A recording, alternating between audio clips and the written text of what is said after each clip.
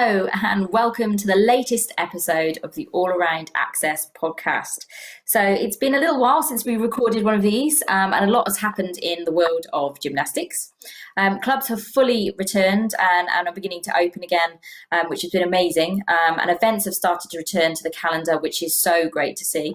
In October, we saw the Artistic World Championships and the Rhythmic World Championships take place. And as we record this, our trampoline, tumbling, and DMT gymnasts will be heading out to the World Championships in Baku. A couple of weeks ago, we also heard that our favourite podcast co-host and GBR tumbling star Dom has announced his retirement from elite gymnastics. So as a special episode, we thought we'd catch up with him to find out why he's decided to retire and what's next. So Dom, welcome back to the podcast. How are you doing? Thank you for having me on the other side now from actually presenting it with yourself, Liv. So yeah, it's really good to be on to talk about the career and what's next for me and so on and so forth. Yeah. So firstly, congratulations on a great career. At what point did you decide you would be retiring from elite gymnastics, and what was your thinking behind it? So for me, gymnastics was always a driver for me to do more with my life. Gymnastics was, I always said to myself, even though gymnastics is a big part of me, it's not the only part of me.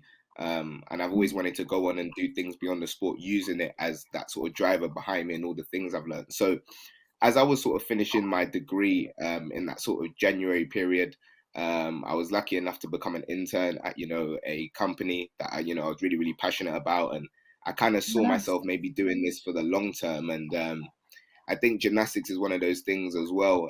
It's very hard to balance with a full-time job. If you are going to be a sort of worker and an athlete, a lot of the tumbling guys that I know, they will work around gym through like coaching and doing other work whilst balancing training. But a lot of jobs, how they are, 9 till 5, long hours, maybe even a bit longer. So it's hard to kind of, balance being an elite athlete as with that as well, because you can't kind of not cheat on that, but you have to be all in on that as well. So it'd be very hard to balance. So I kind of had the idea in sort of January, but I said, let me not make any decisions now. Let me see where my internship goes, finish off university. And then in that sort of July time, I can have a real think about it. And then when I sort of graduated, I had like a crazy July. I graduated, turned 21, moved back home after uni and stuff. So many things were happening.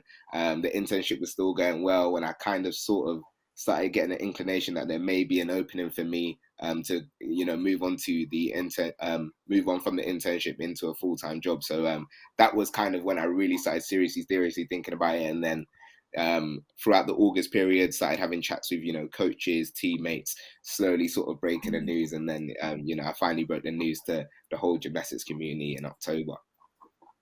Oh, I bet they were very sad to see you go, because I bet you're such a fun character in and out of the gym, Dom.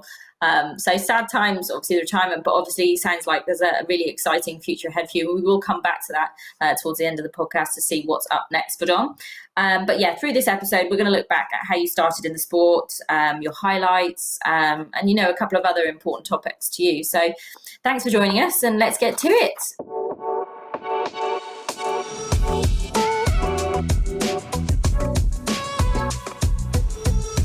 So, take us back to the start. What were your first experiences of the sport, and how did you come to love it, tumbling in particular?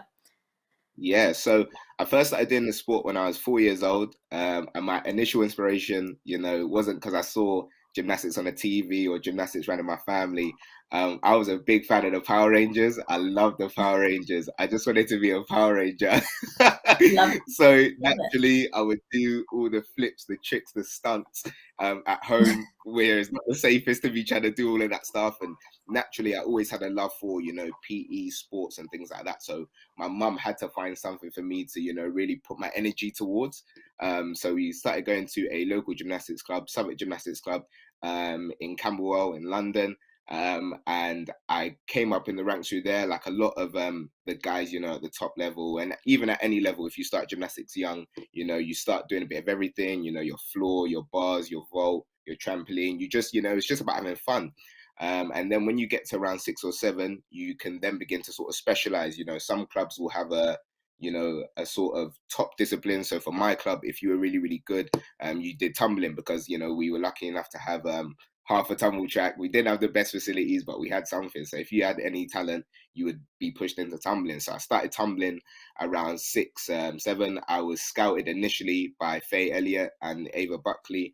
They were the two coaches that to kind of push me, towards more so that elite pathway from the general pathway. So that was kind of my start in gymnastics, my early years and sort of first memories. So did you find it easy straight away? Was it something that came naturally to you? What were the things you kind of had to work at? What did they pick out about you that was strong, just really powerful? Yeah. I think the first thing was just loving it, like just really loving it, because I feel like gymnastics is one of those things where it's such an individual sport. Even through my experiences of coaching young, gymnasts, you can tell who loves it and who's kind of just here because mum just wanted me to do it, sort of thing.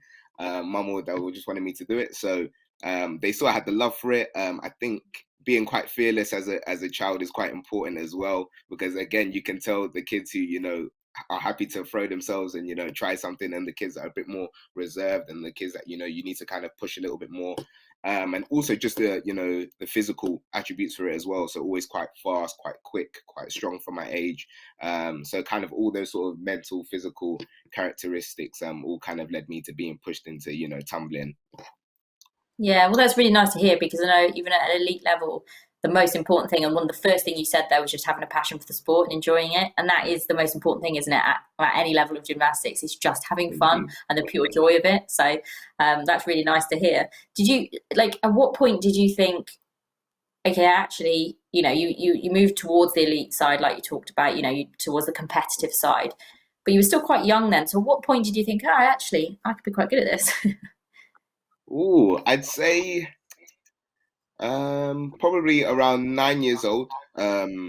Yeah, between sort of 9 and 11. I'd say nine, because that's when I first got my sort of first national medal at the NDPs. I think they still call it the NDPs, but it's kind of like the development plan towards FIG level tumbling, elite level tumbling within Britain. That's I got a silver medal in the 9 to 10 category. So that was kind of like my first kind of big medal. I remember the trip up to Stoke-on-Trent with my two friends, Kier and Shaquille, and our coach, Andrew. We were also excited, and even just seeing like a full length track, we weren't used to training with like with those sorts of facilities. So even that was just unbelievable. So I'd say that was kind of like the first moment.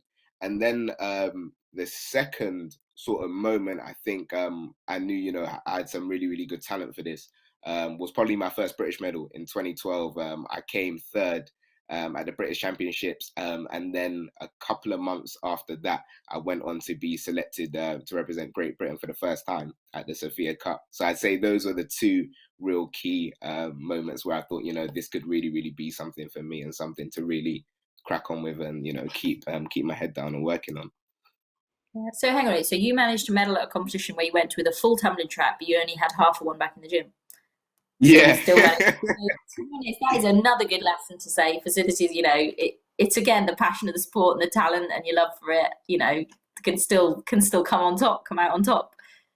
100%. I think it's so important because gymnastics is one of those sports where it does require a lot of facilities. It's not like football where essentially the ball is the main thing. There's so many different aspects to it and things like that. So yeah, we would train like half the routine. So let's say we had like a 6 skill routine. We trained like the 4 skills like 3 times, then we trained like the last 2 skills 3 times, and then in the podium training before that would be like a full dress rehearsal. You're going through, you're trying to put it all together, still trying to learn, and then you go out and compete the next day. So yeah, it definitely will help my character, and yeah, for sure, it just shows that facilities. Obviously, it's great to have all the facilities in the world, but the main thing is the passion, the love, and the drive to really, really, improve and succeed. Yeah, 100%. So you talked about just then, touched on GB and competing for GB. What was that like? What was that feeling like for you? You've gone from a little boy at 4 years old, tumbling, into all the way up the ranks. Then what was that feeling like when you competed for GB? Unbelievable. I still look back on the whole week, and it was so great. I was the first person from Southwark Gymnastics Club to represent Great Britain, so it was already a massive, massive achievement for me to even for me to even just have the sheet of paper with my name on it was already, something, that the club has, has not seen before, and I've not seen before, obviously, as well. So the whole week was amazing. It's actually a competition that's really special to me because that's where I would meet my future coach, Vladimir Podobin. I actually met him for the first time on that trip. We'd never met each other before, but he really took a liking to me and kind of took me under his wing because I didn't have my personal coach with me as well. That was the first time I'd been away from my personal coach. So I was, very much at, the mercy of people really coming around me and looking after me, as I am kind of out on my own in a sense. So yeah, Vov, looked after me, for pretty much the whole week. All the coaches did, but Vov in particular, all my teammates were really, really lovely to me as well. Some of the parents there as well. I'll give Mark Simpson a big shout out as well because I love to mention him when I told this story. He was one of the parents of one of my teammates who was, really, really, caring, welcoming to me. So yeah, a brilliant experience, a silver medal at the end of it, which was brilliant. Should have been a gold, but now that I look back on it, I took 2 steps on my landing. And the guy the guy that came first did a really, really clean routine. And got the gold medal, but a silver was still very, very good for me. So all in all, a great experience and one that I look back on very fondly. Yes, that obviously was kind of the start of that success. Career highlights then, what would you pick out as some of your career highlights? Ooh, there's a few. There's a few. I'd say the biggest one, on paper, is probably the World Championships that's just gone in 2019 in Tokyo. Even though I was on, the subs bench for the actual final, my teammates Jaden, Elliot, and Christoph went out there and really won the gold medal for us. For me to kind of be a part of that, and that was, that went on to be my last competition with Great Britain. So, to finish off, where you started, 4-year-old boy, small club in London, to the top of the world with your teammates was an unbelievable feeling. If anybody's watched the video, you can see how excited I was when the confirmation came through. So that was unbelievable. But I'd say personally, it'd have to be my junior world bronze medal in 2017. My last competition as a junior, before moving up into the senior ranks, and as a junior, in any sport, but I think particularly in tumbling, trampoline, and DMT, where you do get the world championships quite regularly. Everybody would love to win, a world medal. Obviously, ideally world champion, but a world medal. You get the adulation. That's like your first sort of big achievement. And I remember I'd been to 3 before that last one in 2017, and I'd seen so many of my mates win world medals. Megan Keeley had won 3 gold medals back to back. So many of them had won medals. I was just thinking like, oh, am I ever gonna win one? When's my time gonna come? I'm trying so hard, working so hard, and it just goes to show patience is a virtue. To keep working at things, and it was an unbelievable week. Third time in Bulgaria as well, so I was familiar with the country. A great time with friends, and a bronze medal at the end of it, and a really sort of perfect competition as well in terms of the routines. I look back on them so happily. I knew I did the absolute best I could, and yeah, that would probably be the number one for me personally in terms of career highlights. Because yeah, like I say, the journey, the wait, and finally to get there was just unbelievable. Yeah, that sounds incredible. And it's just so nice, like I say, to hear you talk so positively about it. And like you say, just being with friends as well, like having those experiences must have been, incredible. And you did compete alongside a lot of other kind of top, Britain's top tumbling stars of the day. So how was that, just having all those people together and, being together as a team? Yeah, I think that's if you ask anybody or most people, I think that's what they'll say is the highlight of it, just being with your friends, making memories. It's so crazy how we all live so far apart. We only see each other a max of maybe 10 times a year. So over like 365 days, we only see each other 10 times a year, and it's in blocks. So when we obviously go away, we're away for a week. We may be away for a weekend at a competition. So it's, to the average person, it's weird to see how we're all so close, and adding the aspect of competing against each other, so to say. Because even though we are one team, like when as at the juniors, you are competing against each other, so to say. There's no team event, so to the average person, it does seem kind of weird that we're all so close, but that's the best thing, we're all, such good friends. We all go out there and make amazing memories. Obviously, we focus on the task at hand, the competition, but outside that, we're exploring, we're, just making memories. Me and the boys in particular playing PlayStation together, and the big party at the end of the competition, when that's kind of like everything comes together and everyone celebrates a great week. And yeah, just all those friends and all those memories, that's probably something I miss the most, and I think is, one of the best parts. Yeah, that sounds really great. So, I mean, over that time, an incredible career, so many highlights, and you can see how passionate you are about it. We're going to move on now to a subject I know that's close to your heart.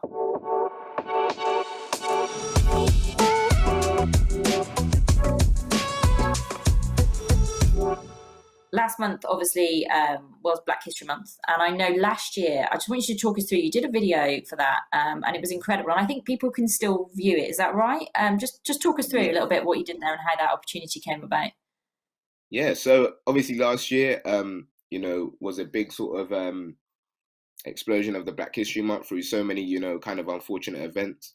But it's a conversation that needed to happen, and all the outpouring of love and support from people of all different races was so good to see.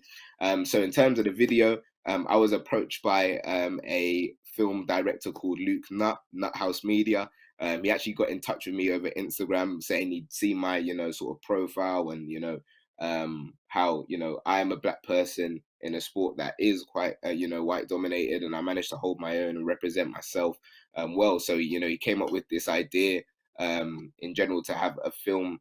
He wanted to do something as well that kind of contributes towards the movement, and he came up with the film Taking Flight, which is about black people from maybe not the best environments and things like that, pursuing whatever they want to do. And for my personal journey, me taking flight in gymnastics, in regards to me coming from a small place in London to the world stage. So we filmed that over the summer, around London, in and around places that are really important to me. So my secondary school, my first gymnastics club, Southwark Gymnastics Club. And yeah, a really, really amazing thing to be a part of. Got released, I think it was the first day of Black History Month, so October the 1st, 2020. And yeah, just one of the best things I've been a part of, and something that I probably wouldn't have been a part of if it wasn't for gymnastics. So that's where, it goes back to, how grateful I am to the sport for, giving me so many opportunities beyond the track. So yeah, that was a bit about the film. Yeah, and if you're listening, like I say, it is really incredible. So if you, I think if you go back and scroll back on your Instagram, I'm assuming you'll find it somewhere on Yeah, there. Is that right? yeah, for sure. So who would you say then, growing up, were your, I guess, inspirations both inside and outside of the gym?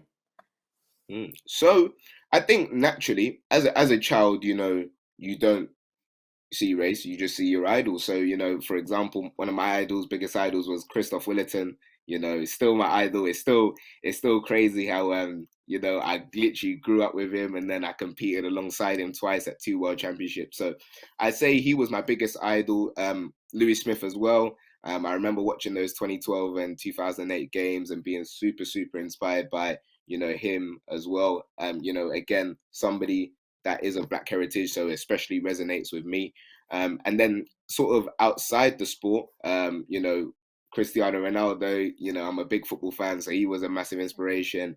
Usain Bolt as well, and also Muhammad Ali was, boxing was a really big inspiration. When I was sort of growing up in those sort of formative years, so I'd say between like 4 and like 10, where you're really learning about yourself and really trying to, model yourself on kind of your role models and take little different things from each one of them and create yourself, really. So yeah, I'd say those are my real idols sort of growing up.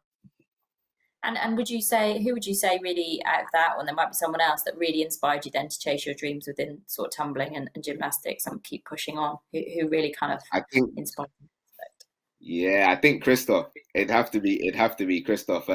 Because do you know what it is about Christoph as well? He's so accessible. And I remember the first time I met him, I think I was about 11 years old. Andover Gymnastics Club always opened up their doors to us at Southwark for us to come and train, and sort of getting that recognition from him, being so young. Obviously, he's so amazing. I think oh, when was it? I think it's 2013 video. I think the video that went viral that got like 6 million views or something like that. I was definitely at least 500,000 of them views. So that was like things like that. So getting that recognition from him, I'd probably say he was my biggest idol, especially within tumbling as well. Oh, that's really, really nice. I'm sure he'll love to hear it when he listens back to the podcast. That's Thank lovely. you. Finally, it'd be good to get your kind of take on, you touched on it just at the beginning of this conversation about the representation across kind of the sport of gymnastics. I know obviously our elite team's very diverse, but for someone who's, you've been within those elite teams yourself, what's the, like, why would you say that's so important? What's the importance of that? How important is it? I think it's about thinking about things on a deeper level. I think, I'm not an expert, but I think our human nature, especially thinking about like a young child and how a young child thinks, I think when you see people who are great that look like you, it resonates with you, even if it's only by a percent. It just naturally resonates within you a bit more. So, a great example that I remember reading last year while, the Black Lives Matter movement was in such the public eye, how influential Black Panther was, because all these superhero films, they're mainly predominantly, white males, white females, and things like that. So to kind of see a world and universe, a film where, there's a Black hero and he's amazing and he's strong and he's got courage, and, it will just resonate with a Black child, male or female, just a little bit more. And like I say, they're still allowed to have role models of all races and things like that, of course. But I think having that representation, especially for a young child, like for myself, obviously I'm older now, and obviously you see the world a different way when you're older. But I think especially when you're young, if you can have, people like Simone Biles, well, even just going outside of the UK, like people like Simone Biles within the UK, Becky Downey, Georgia May Fenton, Louis Smith, Joe Fraser, all of these guys. If you can see the Downey sisters, I should say, if you can see these sort of people growing up that look like you, that have the same heritage as you, I think for young people especially, it just resonates with you a bit more, and it can just really give you that drive. And I think that's why I think representation is so key to really, really, for those sort of minority groups, across races, across, genders, across, anything, for those minority groups to see somebody that is like them is so, so, so important. Yeah, and I think you as well will have been a huge role model across the years. I suppose we're talking about your role models, but I'm sure you've been a huge one for many gymnasts across all levels and abilities. So yeah, just congratulations about that, because I know your personality just shines through even on these podcasts. So I'm sure you've been such a light in the gym in every way. So I'm sure you'll be missed in that sense. But obviously, yeah, it's really interesting to speak to you about a topic that is really, really important. I know at British Gymnastics we've spoken more about it this year, and we've launched a new group called Embrace. It's to help support greater understanding of ethnically diverse communities within the sport of gymnastics. So you can actually visit our website and read more about Embrace, and we'll be talking more about this over the coming months.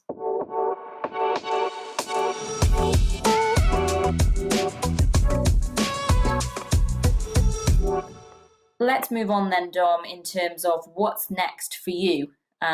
We did obviously talk about this at the beginning. You've been talking about fabulous opportunities you've had since your degree. Obviously, been a busy year, but what have you got planned next? Obviously, just talk about that kind of internship and the role you're working in, and that sounds really, really exciting. Yeah, so the internship at 258 has been honestly one of the best experiences ever. I started properly in February during the lockdown, so I was kind of started at home and then eventually moved into the office, which was really, really good. And like finishing that alongside uni was good as well. It was quite busy, and yeah, it's just been an unbelievable 10 months helping out with so many different things that go into an athlete, and at the company. Anything that's not training and competing, for our athletes, we take care of. So whether that's booking a holiday for their family or sorting out a form or a contract or whatever it may be. So just learning about all of those things has been, a really, really amazing experience. I have to, give massive thank you to Henry, who's been like my mentor, the guy who gave me the opportunity at first. And yeah, like throughout that internship, my goal and my dream was to hopefully get a full-time job, whenever we had that conversation. And, in November, I got offered the job and I was very, very happy to take it. And yeah, kind of throughout that sort of 10 months, that's what I've always kind of been moving towards. And, I said I wanted to keep doing, gymnastics because it's not something you want to throw away or not throw away or give up, unless, there is something, as good or even better on the horizon. So I was still, even though I could have, let's say, retired when I started the internship, let's say, and gone all in, then I said, let me try and just keep going and then just see where it goes. So yeah, like I say, been an unbelievable 10 months, experiencing, fights, events, work perks and things like that. And yeah, I'm super, super happy to be carrying on in the full-time role. And on the side where I can as well, I'd love to keep, doing my sports media stuff as well. So I launched in May my little own media platform, Dommy Diaries, where that was actually initially for university. So I've written 4 articles there at the moment. One on Christoph, actually, one on Lucy Colbeck, as well, documenting a period of her career. I wrote about my dream tumbling 4-man team. And I think the last one was why Sofia Bulgaria is important to me. So I touched on that obviously earlier, why it's so important to me and the experiences I've had there. So yeah, so it's been a bit dormant for a while. I need to start writing some content, but that's something I definitely want to just continue doing, continue working with British Gymnastics as well on, these podcasts, whatever media bits, that come my way from you guys and from whoever, I think for me, the biggest thing is just taking every opportunity and just trying to apply myself. And yeah, just, really just trying to make the best of everything that, is offered to me and that I can find. Yeah, where can they find that, Dom? Your diaries? Where was that? Just Yeah, so yeah, so I think the best way to get to it is through Instagram. So the Instagram is at Dommy Diaries, so DOMIE and then Diaries. And there's obviously the pieces I've done on my WordPress. So the link will be there as well. And there's also, a few pieces that we've done on here, the All Round Access podcast, and also for an organization called Sports Aid as well, the Sports Aid Vault. So we've done a few, sort of pieces of content there with previous Sports Aid athletes. Sports Aid's an organization that funds so many young GB athletes who often don't get funding. So it's a really, really great organization that so many great athletes come through. So I've had the chance to speak to a lot of athletes through that platform as well. So yeah, that's Dommy Diaries. So make sure, checking it out. You said 100%. briefly when you were talking about your role, there's obviously a lot of experiences now in your working life where you are now. What would you say you would bring across from what you've learned in your gymnastics career that is now really helping you in that working life? Yeah, I'd say the biggest thing, especially in the roles in sort of management, sports management and sports media, is kind of just confidence, being able to talk to people. And that's something I've learned largely through gymnastics. I think, gymnastics is one of those individual sports, much like boxing, tennis, so many other sports, sprinting, so to say, or athletics, where obviously you've got your team around you, your coaches, your parents, teammates that you train with, but when the lights are on, you're very much, out there and it's you and the track or you and whatever you're doing, whatever your equipment is, so to say. And you've got to really be able to hold your own and be confident within yourself. So I think confidence from, a lifetime of being in that spotlight by yourself is definitely going to, help me in my next roles. I think being adaptable, as gymnasts, the elite gymnasts as well, and any gymnast, you may have to change a routine within a split second, or you've got to adapt to this time zone when you're flying or this piece of equipment, and so on and so forth. So being able to, adapt quickly and adapt well is something that I'll definitely take. And what else? I think just in general, just taking everything as it comes and learning to take the highs or the lows. I think that's a massive thing that sport teaches you in general, to, be able to enjoy the highs, and everything that comes with them, but also in the same way, it kind of enjoy the lows, and what they teach you about yourself as well. Because they often say you learn more from your low times and the times that, you've lost or you haven't done as well as you could have than the times you're winning. So learning to see the lessons in that, and discipline as well, of course, like all sports people have being disciplined. I had to, get the routines done, do these moves, in the workplace. I need to finish this task, for sports media, prepare for this, make a draft for this, and prepare, and all that stuff. So discipline as well, I'd say, is really, really key that I'm going to take forward. Yeah, lots of traits then. So it's been a useful career as well as a successful one. So just lastly then, you touched on as well before, you said, I don't want to just kind of park gymnastics now. I've finished, you finished. How are you looking to stay involved? Are you gonna kind of go back and visit your friends? Are you gonna kind of do any coaching? Are you gonna pass on your tips? How are you gonna stay involved within the sport of gymnastics?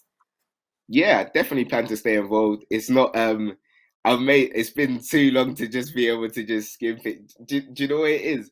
It's so crazy. Now that I don't train anymore, I'm in the fitness gyms, obviously keeping fit and keeping active. I still do gymnastics exercises and gymnastics warm-up. So I'm still doing my V-sits, my crunchies, and trying to, even when I'm doing it, I'm thinking, point your toes. So all of that stuff. So even little kind of tiny things like that are always going to be ingrained within me. So that's a blessing. I plan to, keep visiting, and going to competitions just to watch. I was at the British Championships, or the British Open rather. That's just gone for tumbling, trampoline, and DMT. That was a place where, I kind of, told a few coaches from different clubs and teammates from different clubs that I wouldn't be able to see, because it's kind of something you kind of want to be able to say to people rather than give them a message. So it's a good thing to be able to go there and see that. And it was almost weird because that was the first competition I'd actually not been competing in. Like, I've been lucky enough to never have gotten injured in terms of like at a competition, so that means I had to sit and watch it. So that was the first time I'd actually watched the competition and sat down and relaxed and didn't have to worry about competing later on. So that was nice. And then I think in general, coaching, I've still got my local gymnastics club around the corner, so I've always said, whenever somebody may need some cover or something like that, to give me a shout. I'll be going over to their Christmas shows later on in the year and stuff like that. So I'll stay connected through that. And, through sports media as well. So, doing things like this, Dummy Diaries, and even in my sort of management role, I'd love to work in gymnastics and work with gymnasts one day if the opportunity afforded itself, So, that's something I've always got my eye on as well. So many different opportunities to stay connected with the sport. So I definitely will be, for sure. No, that's brilliant. Well, a huge congratulations, Dom, on a fantastic career. Like I say, it's been hugely successful, taking loads from it, and now it looks like you're going to be just as successful as you move through the rest part of your life after turning 21. So yeah, huge congratulations. Thank you so much for joining us. And I know you've been a huge help being part of the podcast as a host with myself. It's obviously been great fun, and hopefully we can get you to help us out in a future podcast too, maybe. So yeah, I just want to sign off again just by saying congratulations. And we wish you all the best for the future. So thanks so much for joining us, Dom. Thank you guys for having me. Like I say, it's been an amazing 17 years. Learnt so much, experienced so much, so many highs, lows with that as well. So yeah, looking forward to, always looking back on everything with happy memories and taking everything that I've learned into the future. So thank you guys. Thank you everyone at British Gymnastics as well for all the opportunities you've given me to compete as well and post-career as well. So yeah, it's been a brilliant time and looking forward to the future. Brill. Thanks, Dom. And thanks for joining us on the All Around Access podcast. We'll catch you very soon. Bye. Thank you guys. Take care.